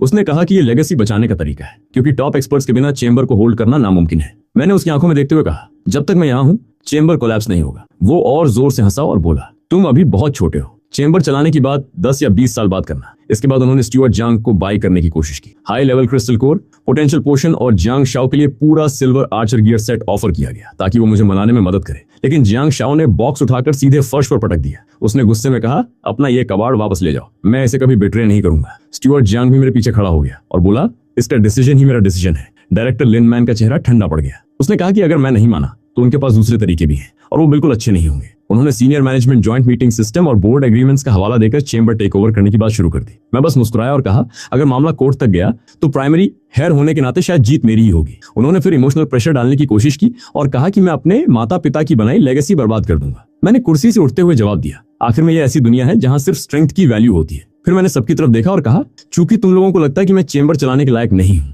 तो इसे सबसे सिंपल तरीके से सॉल्व करते हैं। मैंने उन सभी एग्जीक्यूटिव्स की तरफ देखते हुए आखिरी बार कहा, 5 दिन बाद हेडक्वार्टर्स अरेना में फैसला हो जाएगा। मेरी आवाज शांत थी, लेकिन उसमें कोई हिचकिचाहट नहीं थी। जो मेरे सामने खड़ा होगा मैं उससे लड़ूंगा, जो नहीं मानेगा उसे मैं खुद झुकाऊंगा। पूरे रूम में सन्नाटा छा गया। कुछ सेकंड्स तक किसी ने कुछ नहीं कहा। फिर अचानक चेन गुआंग माओ हंस पड़ा। अच्छा, उसने मेज पर हाथ मारते हुए कहा, बहुत अच्छा। उसके चेहरे पर एक्साइटमेंट साफ दिखाई दे रही थी, जैसे उसे किसी जैकपॉट की टिकट मिल गई हो। यंग मास्टर, ये प्रपोजल मुझे मंजूर है। लिन मैन ने भी तुरंत मौका पकड़ लिया। वर्बल एग्रीमेंट काफी नहीं होगा, उसने कहा, रिटन कॉन्ट्रैक्ट बनेगा, दोनों पक्ष साइन करेंगे ताकि बाद में कोई पीछे न हट सके। मैंने बिना सोचे सिर हिला दिया। ठीक है ठीक है, अगर मैं हारता तो चेंबर के मैनेजमेंट में कभी इंटरफियर नहीं करता। अगर मैं जीतता तो चेंबर का हर एग्जीक्यूटिव और हर डिपार्टमेंट पूरी तरह मेरे कंट्रोल में आता। दोनों पक्षों ने साइन कर दिए। एग्जीक्यूटिव्स संतुष्ट चेहरों के साथ वहां से निकल गए। उनके जाते ही अंकल जियांग ने गहरी सांस छोड़ी। यंग मास्टर, उनकी आवाज में चिंता थी, आपने बहुत बड़ा रिस्क ले लिया। मैंने उनकी तरफ देखा। अंकल जंग आगे बोले, लेवल 100 के बाद फर्स्ट एडवांसमेंट होती है। उसके बाद हर लेवल पर मिलने वाले स्टैट्स कम से कम 5 गुना बढ़ जाते हैं। लेवल 200 प्रोफेशनल्स और लेवल 100 के बीच का गैप बहुत बड़ा होता है। जिंग शाह ने तुरंत विरोध किया, लेकिन ब्रदर लू जीत सकता है, उसने कहा। उसने लेवल 100 प्लस एनिमीज को मार गिराया था। अंकल जंग ने सिर हिलाया। वो अलग सिचुएशन थी। फिर उन्होंने मेरी तरफ देखा। इस बार सामने कई एक्सपीरियंस्ड प्रोफेशनल्स होंगे। मैंने बस मुस्कुराकर जैकेट उठाई। मैं कभी बिना तैयारी के लड़ाई नहीं लड़ता। मैंने कहा, 5 दिन काफी है। इतना कहकर मैं प्रोफेशन सेंटर के लिए निकल गया। पीछे अंकल जांग ने सिर पकड़ लिया। ये लड़का, उन्होंने बड़बड़ाया, बहुत रेकलेस है। दूसरी तरफ जांग शाह अब भी उम्मीद से भरा हुआ था। मुझे लगता है वो जीत जाएगा, उसने धीरे से कहा। उसी समय चेंबर एग्जीक्यूटिव्स की गाड़ियां विल्ला से दूर जा रही थी। चेन गुआंग माओ जोर से हंस रहा था। हेवन सच में मेरी मदद कर रहा है, उसने कहा। मैं सोच रहा था इसे कंट्रोल करने के लिए कितना एफर्ट लगेगा, और इसने खुद कॉम्बैट चैलेंज दे दिया। लिन मैन भी मुस्कुराई। मुझे लगा था ज्यादा प्लानिंग करनी पड़ेगी। एक एल्डर ने तिरस्कार से कहा, युवा लोग ऐसे ही होते हैं, 2-4 अचीवमेंट्स मिल जाए तो खुद को इनविंसिबल समझने लगते हैं। उसने नाक सिकोड़ ली। कुछ ब्लड वुल्फ मेंबर्स मार दिए तो क्या हुआ, वो भी शायद उसके पेरेंट्स की छोड़ी हुई प्रोटेक्शंस की वजह से। झाओ नाम के एग्जीक्यूटिव ने भौहें सिकोड़ ली। इतने केयरलेस मत बनो, उसने चेतावनी दी। वो लू तिएनशंग और सू चिंग यू का बेटा है, उनके छोड़े हुए ट्रम्प कार्ड्स हो सकते हैं। चेन गुआंग माओ ने हाथ हिलाकर बात उड़ा दी। तो क्या, उसने कहा, कोई ट्रम्प कार्ड 10 बार थोड़ी यूज कर सकता है, और इस बार चेंबर के सारे हाई लेवल प्रोफेशनल्स मौजूद होंगे। बाकी लोगों ने भी सहमति में सिर हिला दिया। जल्द ही उन्होंने दूसरे शहरों के बड़े चेंबर्स और फैक्शन से कांटेक्ट करना शुरू कर दिया। वनबाओ, ब्लैकस्टोन, इन्हीं equipment channels, protection deals, share transfers, profit agreements, सब कुछ सीक्रेटली अरेंज होने लगा। उनका प्लान सिंपल था, ड्यूअल खत्म होते ही एग्रीमेंट लागू कर देंगे और चेंबर पर पूरा कंट्रोल ले लेंगे। लेकिन मुझे इन सब चीजों की परवाह नहीं थी। मेरे लिए चेंबर सिर्फ एक टेम्पररी ऑब्स्टिकल था। असली लक्ष्य कुछ और था। एबिस रिफ्ट, स्पेशल स्टॉर्म और मेरे पेरेंट्स। मैं सीधे ब्लैक रॉक वोल्केनो डंजन पहुंचा। Hell difficulty, entry level 58, recommended party size 8। System notification सामने आई। स्कॉचिंग डोमेन एक्टिव, हर minute burn damage, stamina consumption plus 80%। मैंने बिना पढ़े नोटिफिकेशन बंद कर दी। मनी घोस्ट, 10 गोल्डन जायंट्स फिर से सामने आ गए। अब वो पहले से भी ज्यादा विशाल और शक्तिशाली थे। सामने लेवल 62 लावा हेलहाउंड्स के झुंड दौड़ते हुए आए। हर एक के पास 3,80,000 एचपी थी, लेकिन मनी घोस्ट ने उन्हें ऐसे कुचला जैसे कागज के खिलौने हो। एक्सपीरियंस लगातार बढ़ती गई। लेवल 60, 61, 62 और फिर उससे भी आगे। पूरा दिन डंजन ग्राइंड में निकल गया। मेरी ग्रोथ रेट इतनी absurd थी कि खुद सिस्टम भी शायद कंफ्यूज हो रही होगी। हर लेवल पर मेरे स्टैट्स बढ़ते तो मनी घोस्ट मजबूत होते। मनी घोस्ट मजबूत होते तो डंजन क्लियर स्पीड बढ़ती। फास्टर क्लियर मतलब फास्टर एक्सपीरियंस मतलब फास्टर लेवल अप, और फिर पूरा साइकिल दोबारा शुरू हो जाता। नॉर्मल अवेकेंड इस स्टेज पर एक लेवल बढ़ाने में 10 दिन या 2 हफ्ते लगा देते थे। मैं एक दिन में दर्जनों लेवल्स पार कर रहा था। शाम तक मेरा लेवल 75 पहुंच चुका था। रात को मैं वापस घर लौटा और अगले दिन फिर ग्राइंड करने का प्लान बनाया। उसी समय सिटी लॉर्ड ऑफिस में कैप्टन जी और हनकेंशन रिपोर्ट्स देख रहे थे। उसने फिर क्लियर कर दिया। हनकेंशन ने पूछा। कैप्टन जी ने हंसते हुए सिर हिलाया। Level 75 dungeon. हनकेंशन कुछ सेकंड्स चुप रहे, फिर बोले, मुझे लगता है दुनिया एबनॉर्मल हो गई है। कैप्टन जी मुस्कुराया। दुनिया नहीं, सिर्फ वो एबनॉर्मल है। हन केंशन ने लंबी सांस ली। मुझे फैंगफोंग चेंबर के अपर मैनेजमेंट पर तरस आता है, उन्होंने कहा। उन्हें अंदाजा ही नहीं कि वो किस तरह के मॉन्स्टर से टकराने जा रहे हैं। कैप्टन जी ने सुझाव दिया कि थोड़ी इन्फॉर्मेशन लीक कर दी जाए ताकि एग्जीक्यूटिव समझ जाए और बेवकूफी न करे, लेकिन हन केंशन ने सिर हिला दिया। नहीं, उन्होंने गंभीर स्वर में कहा। उसका इवैल्यूएशन हेवनली ड्रैगन कर रहा है। रूम कुछ मोमेंट्स के लिए शांत हो गया। हमें नहीं पता वो क्या देख रहे हैं, हन केंशन बोले। अगर हम इंटरफीयर करेंगे तो शायद उसकी असेसमेंट खराब हो जाए। कैप्टन जी ने सिर हिलाया। सही बात है। हन केंशन कुर्सी पर पीछे झुक गए और सच कहूं उनके होठों पर हल्की मुस्कान आई। मैं भी देखना चाहता हूं कि ये लड़का आखिर कितना आगे जा सकता है। कैप्टन जी हंसा। फंग चेंबर के पास 4 लेवल 200 पावर हाउसेस हैं। अगर वो शेमलेस होकर टीम अप कर लें तो शायद मैं भी नहीं जीत पाऊं, हन केंशन ने जवाब दिया। लेकिन उसके बारे में कुछ भी नॉर्मल नहीं रहा है। अगले दिन मैं फिर डंजन में घुस गया। Grind, clear, repeat. शाम तक लेवल 88। उसके अगले दिन फिर वही ग्राइंड, क्लियर, रिपीट। और अंधेरा होते होते लेवल 99। मैं थका हुआ था लेकिन रुका नहीं। एक और डंजन, मैंने एडमिनिस्ट्रेटर से कहा। उसने घबरा कर पूछा, कौन सा? ब्लड मून अल्टा, मैंने जवाब दिया। Hello difficulty. 40 मिनट्स बाद डंजन क्लियर हो गया। SSS रेटिंग और फिर सिस्टम नोटिफिकेशन चमकी। Congratulations, level 100 reached. First class advancement required. Experience gain temporarily locked. मैंने स्क्रीन बंद कर दी। फर्स्ट एडवांसमेंट क्वेस्ट कल करूंगा। ड्यूअल उससे अगले दिन था। Perfect timing. मैं पोर्टल से बाहर निकला और घर की तरफ चल पड़ा। लेकिन मुझे नहीं पता था कि पूरे समय प्रोफेशन सेंटर के ऊपर बादलों के बीच 2 लोग खड़े थे, टियनलॉन्ग के ऑब्जर्वर्स। एक middle age man grey robe में नीचे मुझे देख रहा था। उसकी आंखों में अविश्वास था। अवेकनिंग से लेवल 100, उसने धीरे से कहा। सिर्फ 6 दिन में? उसके बगल में खड़ा दूसरा व्यक्ति भी चुप था। ग्रे रॉब मैन ने गहरी सांस ली। ड्रैगन किंगडम के पिछले 10,000 साल के रिकॉर्ड्स में उसकी नजर मुझ पर टिकी रही। ए स्पीड सबसे तेज लोगों में गिनी जाएगी, उसने धीरे से कहा। चिंग वॉन हाई को भी 8 दिन लगे थे, वो भी पूरे फैमिली सपोर्ट के साथ। बादलों के ऊपर खामोशी छा गई। फिर ग्रे रॉब मैन की आंखों में अचानक चमक उभरी। लेकिन असली टेस्ट, उसने धीरे से कहा, अब शुरू होगा। रिसोर्सेज, टॉप टीम्स और मैक्स पोशंस मेरे पास थे, जबकि मैं पूरा टाइम हेल डिफिकल्टी को सोलो कैरी कर रहा था। ट्रेनिंग कैंप के बाद वो मुझे अपनी टीम में लेना चाहता था, लेकिन ब्लैक कोट वाला आदमी अभी भी कन्विंस नहीं था। उसने साफ बोल दिया कि मैंने अभी तक उसका असेसमेंट पास नहीं किया है। फिर दोनों के बीच लंबी डिस्कशन शुरू हो गई। वो बात कर रहे थे कि स्टैंडर्ड्स इतने हाई क्यों रखे जाते हैं। उनका कहना था कि मेरी ग्रोथ स्पीड नॉर्मल लोगों से कहीं ज्यादा फास्ट है। अगर कभी मेरा कैरेक्टर या माइंडसेट गलत डायरेक्शन में चला गया तो मैं एक आम इंसान से कहीं बड़ा थ्रेट बन सकता हूँ। जितनी बड़ी टैलेंट होती है उतना ही बड़ा रिस्क भी होता है। इसी वजह से वो टैलेंटेड लोगों के लिए रूल्स या रिक्वायरमेंट्स को लूज नहीं कर सकते थे, क्योंकि अगर उन्होंने स्टैंडर्ड्स नीचे कर दिए तो हो सकता है कि फ्यूचर के गार्डियंस रिक्रूट करने की जगह फ्यूचर डिजास्टर्स को ही अपनी ऑर्गेनाइजेशन में एंट्री दे दे। आखिरकार काफी देर तक सोचने और बात करने के बाद ग्रे रॉब पहने हुए आदमी ने भी उनकी बात मान ली और आखिर में एग्रीमेंट दे दिया।